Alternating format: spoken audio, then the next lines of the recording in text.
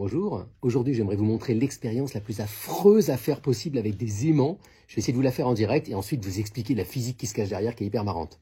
Alors la question est la suivante, si je prends plein d'aimants tous pareils et que je les mets sur une feuille, jusqu'à où je peux les rapprocher les uns des autres? Ah ben non, voilà, vous voyez la galère?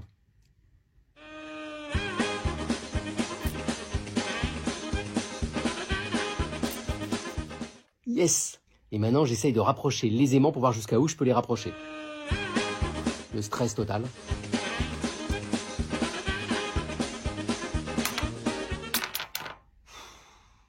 Alors qu'est-ce qui fait que c'est instable et au bout d'un moment que tout se colle à tout?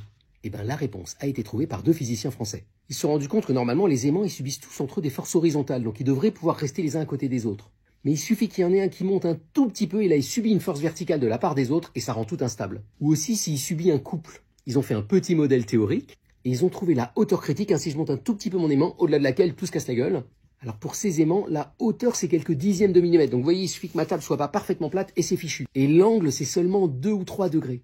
Et donc ça leur a permis de déduire la distance la plus petite à laquelle on pouvait rapprocher les aimants. Et bien sûr, après, ils ont fait l'expérience. Ça donne ce genre d'expérience, vous voyez. Donc voilà, si un jour vous essayez d'approcher plein d'aimants les uns des autres et que ils se collent tous les uns aux autres, eh bien sachez qu'on a l'explication. Bonne journée!